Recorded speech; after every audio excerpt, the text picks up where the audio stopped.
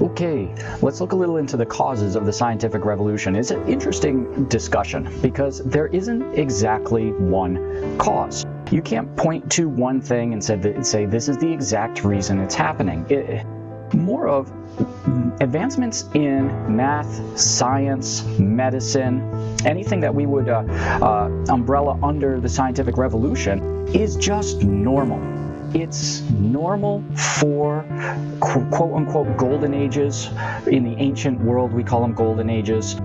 In modern times, we would call it's normal for flourishing culture, stable, richer cultures that have enough money and stability that people can focus in on certain aspects of life and to really specialize into things that aren't necessary for immediate survival. But when you've got the immediate survival and your needs covered, then people start focusing on what interests them. And so when you look at it, the overall causes of the scientific revolution are going to be the same as the overall causes of the Renaissance during the similar time period in Western Europe. It's going to be the same causes for the Age of Exploration. They're just natural outgrowths of a flourishing society. So basically what happened is over a couple hundred years, Europe was opened up to the rest of the world through the Crusades. And the Crusades connected Western Europe with the Byzantine Empire and the Muslim Golden Age of the Middle East. And the trade routes opened up, and the routes of knowledge opened up. And then there was wealth in the growing Italian cities, and then the wealth spread to other parts of Western Europe as trade flourished, as stability came back, as knowledge came back. So you can definitely point to one major cause is the Renaissance happening. And during these times, the 1300s, late 1300s, the 1400s, the 1500s, the 1600s, this many years, there is an intense curiosity. Because at the heart of any great work is someone being curious, of a culture that rewards innovation, of curiosity, to learn everything there is out there on a field, like the artists in the Renaissance, and then to spend so much time to then push the field forward. Remember, the Renaissance was learning everything about the old Greek and Romans and then pushing it forward. The Age of Exploration is an intense curiosity of sailing and maritime nautical travel. And then the curiosity is to find new trade routes, okay? So we could say that all of these ages have an intense curiosity as their cause. You could go into, I like intense curiosity, but a lot of people use questioning of authority, but I think they're the same. Because whatever culture you're in, the culture doesn't go around saying, I don't know something. People always say they know something, or they have an idea of how something works. So curiosity is to question what everyone else around you, especially those in power, say is the answer. And your curiosity is to find out, well, if through your ability, are they right in their answer, or is there another answer? So a lot of people are going to say that the scientists were questioning authority, just like the Renaissance artists were questioning authority, just like in the Reformation leaders, Martin Luther was questioning church authority. But in reality, I like to look at it as intense curiosity. And I can back that up, and is that Martin Luther didn't want to destroy the church. Yes, he was questioning their authority, but he was just curious. And the scientists didn't necessarily want to question the existence of God. They didn't want to challenge the church. They wanted to understand the world, and that's curiosity. They didn't necessarily come at it saying, I want to destroy the institutions.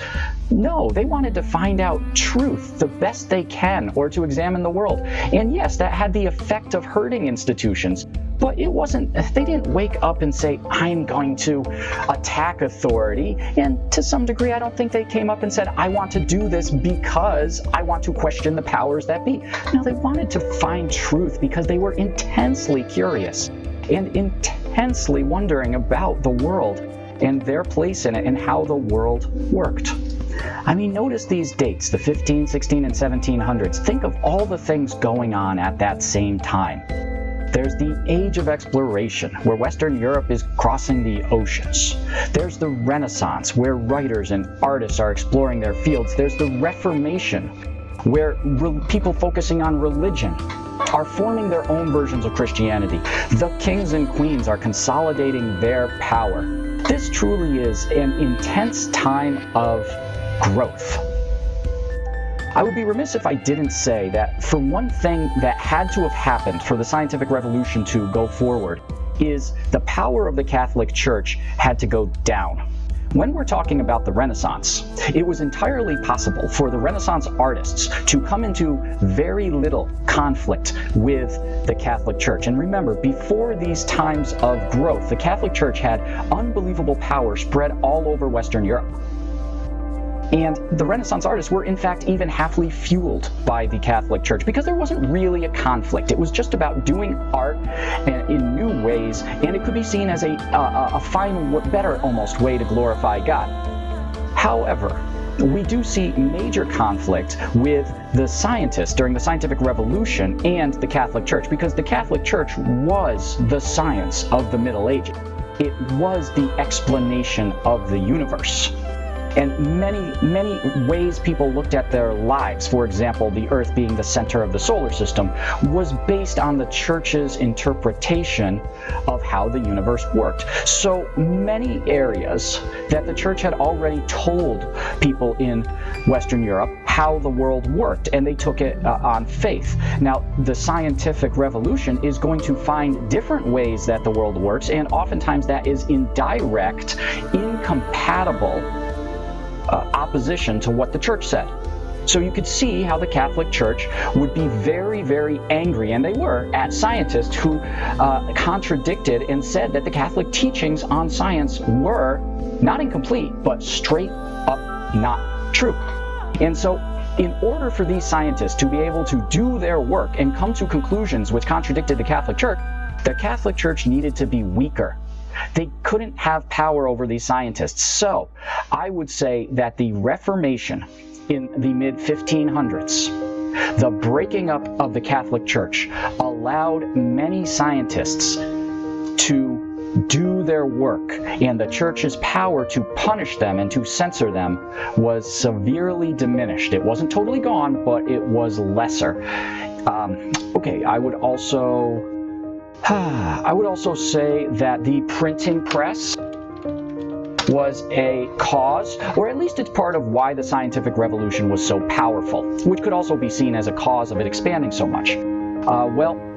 Why was this time in history, the science of Western Europe, advancing so quickly in so technical fashion? One is the spread of ideas through the printing press.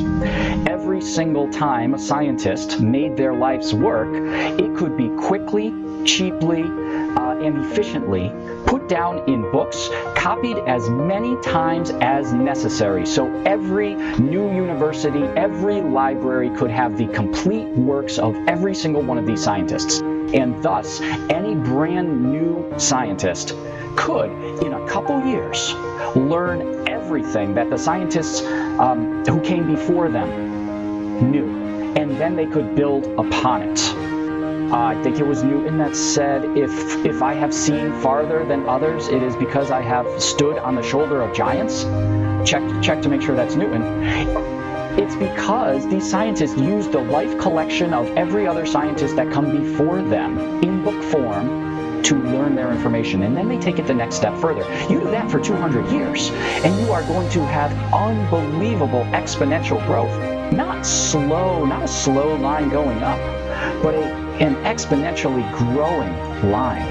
And so the printing press and the amount of time that they had, hundreds of years, allow for this type of growth.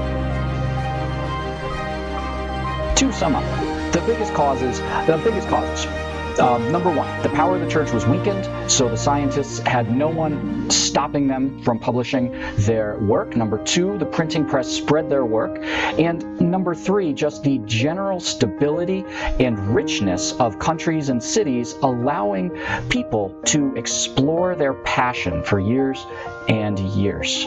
Those are the major factors that led to the explosion of the scientific revolution in Western Europe.